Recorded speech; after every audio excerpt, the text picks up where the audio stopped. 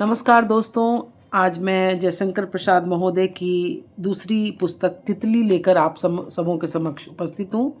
प्रस्तुत उपन्यास तितली प्रसाद जी की दूसरी सर्वश्रेष्ठ रचना है।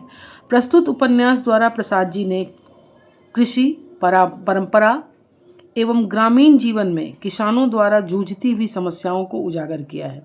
ग्रामीण जीवन जी रही तितली का संघर्ष इस उपन्यास को और भी मर्मस्पर्शी बना देता है। नमस्कार दोस्तों, आज मैं आप सबों के समक्ष जयशंकर प्रसाद महोदय की तितली लेकर उपस्थित हूँ और जयशंकर प्रसाद जी की यह दूसरी सर्वश्रेष्ठ रचना है और प्रस्तुत उपन्यास द्वारा प्रसाद जी ने कृषि परंपरा एवं ग्रामीण जीवन में किसानों द्वारा जूझती हुई समस्याओं को उजागर किया है। ग्रामीण जीवन जी रही तितली का संघर्ष इस उपन्यास को और भी मर्मस्पर्शी बना देता है। तो आज हम लोग शुरू करेंगे तितली की कहानी, जिसके प्रथम दृश्य में एक पिता अपनी बेटी को आवाज़ देते हैं और पूछते हैं, क्यों बेटी, मधुआ आज कितने पैसे ले आया? बेटी बोलती है, 9 आने बापू। कुल 9 आने और कुछ भी नहीं? 5 सेर आटा भी दे गया है, कहता था 1 रुपये का इतना ही मिला। बाहर है समय, कहकर बुढ़ा एक बार चित्त होकर सांस लेने लगा। कुतूहल से लड़की ने पूछा, कैसा समय बापू? बुढ़ा चुप रहा। यौवन के व्यंजन दिखाई देने से क्या हुआ? अब भी उसका मन दूध का धोया है, उसे लड़की कहना ही अधिक संगत होगा। उसने फिर पूछा, कैसा समय बापू? चीथरों से लिपटा हुआ लंबा चौड़ा अस्थिपंजर झंझना उठा। खांसकर उसने कहा, जिस भयानक अकाल का स्मरण करके आज भी रोंगटे खड़े हो जाते हैं, जिस पिशाच की अग्नि क्रीड़ा में खेलती हुई तुझको मैंने पाया था, वही संवत 55 का अकाल आज की सुकाल से भी सदैव था, कोमल था। तब भी 8 सेर का अन्न बिकता था, आज 5 सेर की बिक्री में भी कहीं जू नहीं रेंगती, जैसे सब धीरे धीरे दम तोड़ रहे हैं। कोई अकाल कहकर चिल्लाता नहीं। ओह, मैं भूल रहा हूँ, कितने ही मनुष्य तभी से एक बार भोजन करने के अभ्यासी हो गए हैं। जाने दे, होगा कुछ बंजो, जो सामने आवे उसे झेलना चाहिए। बंजो मटकी में 1.5 पाव दूध 4 कंडों पर गर्म कर रही थी। उफनाते हुए दूध को उतारकर उसने कुतूहल से पूछा, बापू, उस अकाल में तुमने मुझे पाया था?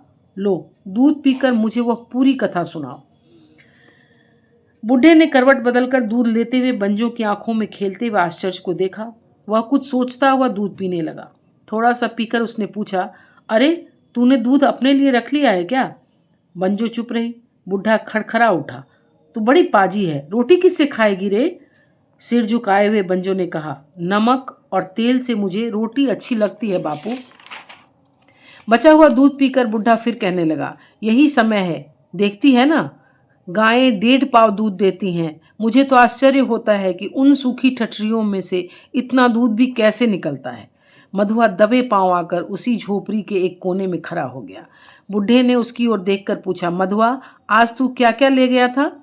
1.5 सर घुमची, 1 बोझा महुआ का पत्ता और 1 खांचा कांडा बाबाजी। मधुआ ने हाथ जोड़कर कहा, इन सब का दाम 1 रुपया 9 आने ही मिला। 4 पैसा बंधु का मजदूरी में दिए थे। अभी 2 सेर घुमची और होगी बापू, बहुत सी फलियां वनबेरी के झुरमुट में हैं, झड़ जाने पर उन्हें बटोर लूंगी, बंजो ने कहा। बुढ़ा मुस्कुराया। फिर उसने कहा, मधुआ, तू गायों को अच्छी तरह चराता नहीं बेटा, देख तो धवली कितनी दुबली हो गई है। कहाँ चरावे, कुछ उसर पड़ती कहीं चढ़ने के लिए बची भी है, मधुआ ने कहा। बंजो अपनी भूरी लटों को हटाते हुए बोली, मधुआ गंगा के में घंटों नहाता है बापू, गायें अपने मन से चढ़ा करती हैं, यह जब बुलाता है तभी सब चली आती हैं। बंजो की बात न सुनते हुए बाबाजी ने कहा, तू ठीक कहता है मधुआ, पशुओं को खाते खाते मनुष्य पशुओं के भोजन की जगह भी खाने लगे। ओह, कितना इनका पेट बढ़ गया है, वाह रे समय। मधुआ बीच में ही बोल उठा, बंजो, बनिया ने कहा है कि सरफोका की पत्ती दे जाना, अब मैं जाता हूँ, कहकर वह झोपड़ी से बाहर चला गया। संध्या गांव की सीमा में धीरे धीरे आने लगी। अंधकार के साथ ही ठंड बढ़ चली। गंगा की कछार की सहाड़ियों में सन्नाटा बढ़ने लगा। नालों के करारों में चरवाहों के गीत गूंज रहे थे। बंजो दीप जलाने लगी। उस दरिद्र कुटीर के निर्मम अंधकार में दीपक की ज्योति तारा सी चमकने लगी। बूढ़े ने पुकारा, बंजो, आई कहती हुई वह बुढ़े की खाट के पास आ बैठी और उसका सिर सहलाने लगी।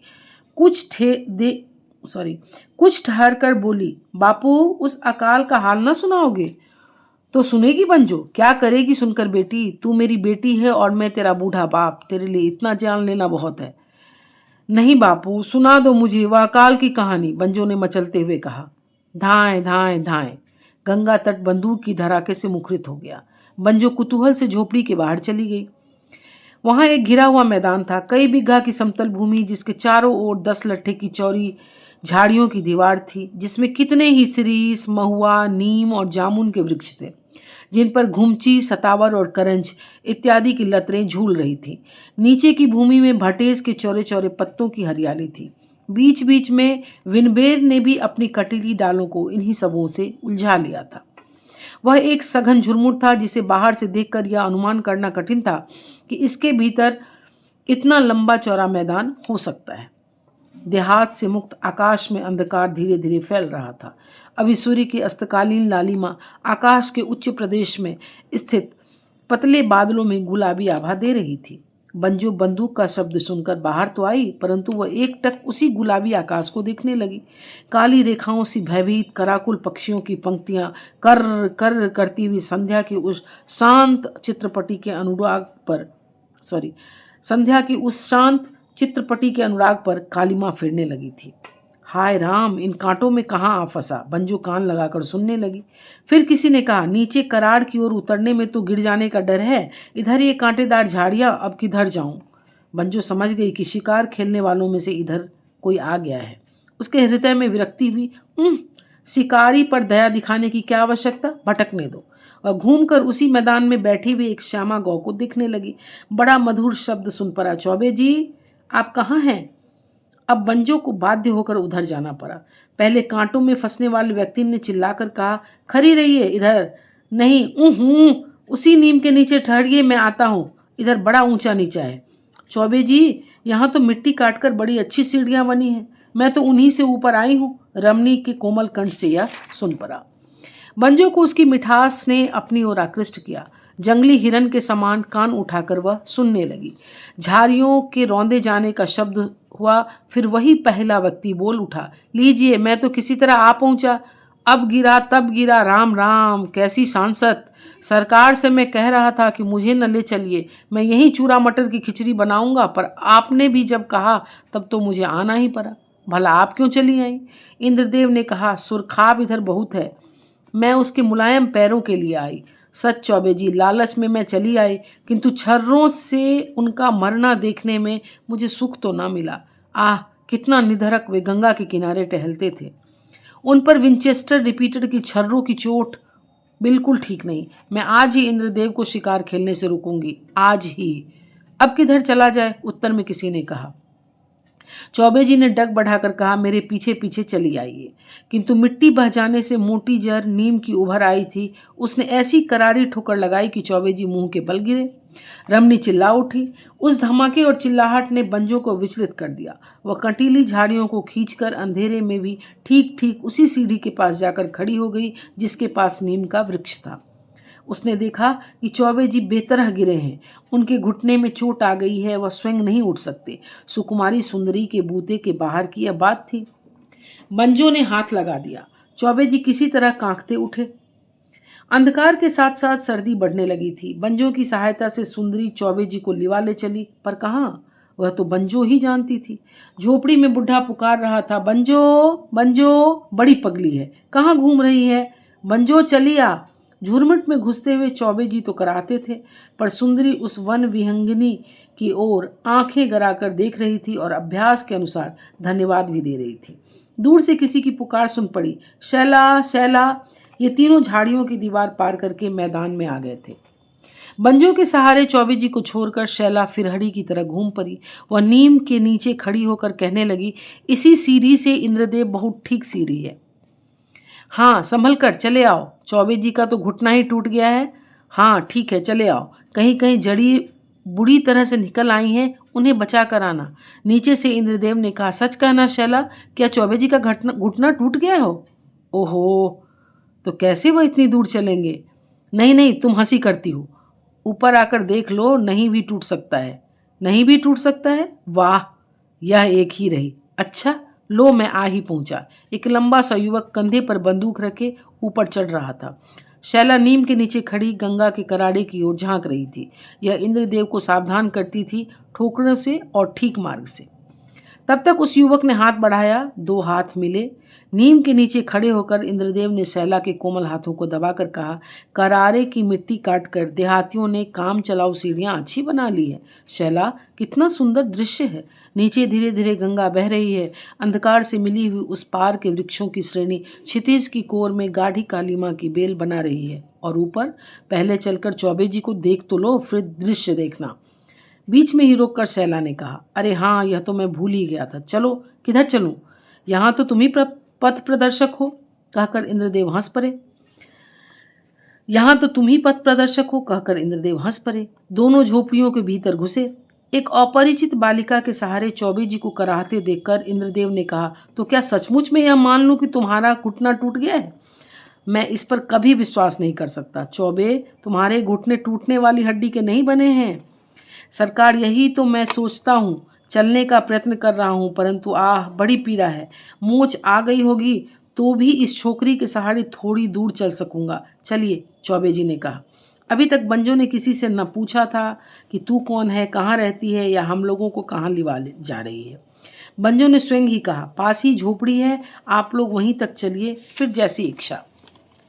सब बंजों के साथ मैदान के उस छोर पर जलने वाले दीपक के सम्मुख चले, जहां से बंजो बंजो कहकर कोई पुकार रहा था। बंजो ने कहा, आती हूं। झोपड़ी के दूसरे भाग के पास पहुंचकर बंजो क्षण भर के लिए रुकी। चौबे जी को छप्पर के नीचे पड़ी हुई एक खाट पर बैठने का संकेत करके वो घूमी ही थी कि बूढ़े ने कहा, बंजो, कहाँ है रे? अकाल की कहानी और अपनी कथा न सुनेगी? मुझे नींद आ रही है। आ गई, कहते हुए बंजो भीतर चली गई। बगल के छप्पर के नीचे इंद्रदेव और शैला खड़े रहे। चौबे जी खाट पर बैठे थे, किंतु कराहने की व्याकुलता दबाकर। एक लड़की के आश्रय में आकर इंद्रदेव भी चकित सोच रहे थे कि कहीं यह बुढ़ा हम लोगों के यहाँ आने से चिढ़ेगा तो नहीं। सब चुपचाप थे। बूढ़े ने कहा, कहाँ रही तू बंजो? एक आदमी को चोट लगी थी, उसी तो तू क्या कर रही थी? वह चल नहीं सकता, उसी को सहारा देकर। मरा नहीं, बच गया। गोली लगने का शिकार, खेलने का आनंद नहीं मिला।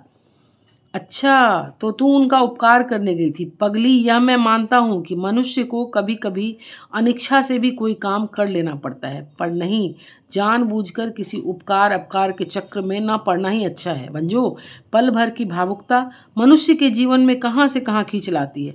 तू अभी नहीं जानती। बैठ। ऐसी ही भावुकता को लेकर मुझे जो कुछ भोगना पड़ा है, वही सुनाने के लिए तो मैं तुझे खोज रहा था। बापू, क्या है रे? बैठती क्यों नहीं? वे लोग यहाँ आ गए हैं। ओहो, तू बड़ी पुण्यात्मा है, तो फिर लिवा ही आई है, तो उन्हें बिठा दे छप्पर में। और दूसरी जगह ही कौन है? और बंजो, अतिथि को बिठा देने से ही नहीं काम चल जाता, दो चार टिक्कड़ सीखने की भी, समझी? नहीं नहीं, इसकी आवश्यकता नहीं, कहते हुए इंद्रदेव बूढ़े के सामने आ गए। बूढ़े ने धुंधले प्रकाश में देखा पूरी साहबी ठाठ। उसने कहा, आप साहब यहाँ? तुम घबराओ मत, हम लोगों की छावनी तक पहुंच जाने पर किसी बात की असुविधा न रहेगी। चौबे जी को चोट आ गई है, वह सवारी न मिलने पर रात भर यहाँ पड़े रहेंगे, सवेरे देखा जाएगा। छावनी की पगडंडी पा जाने पर हम लोग स्वयं चलेंगे। कोई? इंद्रदेव को रोककर बूढ़े ने कहा, आप धामपुर की छावनी पर जाना चाहते हैं? जमींदार के मेहमान है ना? बंजो, मधुआ को बुला दे। नहीं, तू ही इन लोगों को बंजरिया के बाहर उत्तर वाली पगडंडी पर पहुंचा दे। मधुआ, ओ रे मधुआ, चौबे जी को रहने दीजिए, कोई चिंता नहीं। बंजो ने कहा, रहने दो बापू, मैं ही जाती हूँ। सैला ने चौबे जी से कहा, तो आप यहीं रहिए, मैं जाकर सवारी भेजती हूँ। रात को झंझट बढ़ाने की आवश्यकता नहीं। बटुए में जलपान का सामान है, कंबल भी है। मैं इसी जगह रात भर में इसे सेक साक कर ठीक कर लूँगा, आप लोग जाइए। चौबे ने कहा। इंद्रदेव ने पुकारा, शैला, आओ हम लोग चलें। शैला उसी झोपड़ी में आई। वहीं से बाहर निकलने का पथ बंजो के पीछे दोनों झोपड़ी से निकले। लेटे हुए बूढ़े ने देखा, इतनी गोरी, इतनी सुंदर, लक्ष्मी सी स्त्री इस जंगल उजाड़ में कहाँ? फिर सोचने लगा, चलो, धो तो गए, यदि ये भी यहाँ रहते तो खाट, कंबल और सब सामान कहाँ से जुटता? अच्छा, चौबे जी हैं तो ब्राह्मण, उनको कुछ अड़चन न होगी, पर इन साहबी ठाठ के लोगों के लिए मेरी झोपड़ी में कहाँ? गए, चलो, अच्छा हुआ। बंजो आ जाए तो उसकी चोट तेल लगाकर सेक दे। बुढ़े को फिर खांसी आने लगी। वह खांसता हुआ इधर उधर के विचारों में छुट्टी पाने की चेष्टा करने लगा। उधर चौबे जी गोरसी में सुलगाते हुए कंडों पर हाथ गर्म करके घुटना सेक रहे थे। इतने में बंजो मधुआ के साथ लौट आई।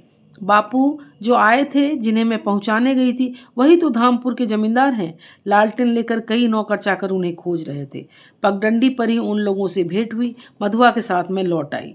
एक सांस में बंजो कहने को तो कह गई, पर बूढ़े की समझ में कुछ ना आया। उसने कहा, मधुआ, उड़ा शीशी में जो जड़ी का तेल है उसे लगाकर ब्राह्मण का घुटना सेक दे, उसे चोट आई है। एक सांस में बंजो कहने को तो कह गई, पर बूढ़े की समझ में कुछ ना आया। उसने कहा, मधुआ, उस शीशी में जो जड़ी का तेल है उसे लगाकर ब्राह्मण का घुटना सेक दे, उसे चोट आ गई है। मंजू पुआल में कंबल लेकर घुसी। कुछ पुआल और कुछ कंबल से गले तक शरीर ढक कर वह सोने का अभिनय करने लगी। पलकों पर ठंड लगने से बीच बीच में वह आंख खोलने मूंदने का खिलवाड़ कर रही थी। जब आंखें बंद रहती तब एक गोरा गोरा मुंह, करुणा की मिठास से भरा हुआ, गोल मटोल नन्हा सा मुंह उसके सामने हंसने लगता। उसमें ममता का आकर्षण था। आंख खुलने पर वही पुरानी झोपड़ी की छाजन, अत्यंत विरोधी दृश्य। दोनों ने उसके कुतूहल पूर्ण हृदय के साथ छेड़छाड़ की, किंतु विजय हुई आंख बंद करने की। शैला के संगीत के समान सुंदर शब्द उसकी हृदय तंत्री में झंझना उठे। शैला के समीप होने की उसके हृदय में स्थान पाने की बलवती वासना बंजो के मन में जगी। वह सोते सोते स्वप्न देखने लगी। स्वप्न देखते देखते शैला के साथ खेलने लगी। मधुआ से तिल मलवाते हुए चौबे जी ने पूछा, क्यों जी, तुम यहाँ कहाँ रहते हो, क्या काम करते हो, क्या तुम बुढ़े के यहाँ नौकर हो? उसके लड़के तो मालूम नहीं पड़ते। परंतु मधुआ चुप था। चौबे जी ने घबरा कर कहा, बस करो, अब दर्द नहीं रहा। वाह वाह, यह तेल है या जादू? जाओ भाई, तुम भी सो रहो। नहीं नहीं, ठहरो तो, मुझे थोड़ा पानी पिला दो। मधुआ चुपचाप उठा और पानी के लिए चला। तब चौबे जी ने धीरे से बटुआ खोलकर मिठाई निकाली और खाने लगे। मधुआ इतने में न जाने कब लोटे में जल रखकर चला गया था और बंजो सो गई थी। आज उसने नमक और तेल से अपनी रोटी भी नहीं खाई। आज पेट के बदले उसके हृदय में भूख लगी थी। शैला से मित्रता, शैला से मधुर परिचय के लिए न जाने कहाँ की साध उमड़ पड़ी थी। सपने पर सपने देख रही थी। उस स्वप्न की मिठास में उसके मुख पर प्रसन्नता की रेखा उस दरिद्र कुटीर में नाच रही थी। आज इतना ही। अगले एपिसोड में कहानी का दूसरा भाग आपके सामने होगा। तब तक के लिए बहुत बहुत धन्यवाद, बहुत बहुत शुभकामनाएं।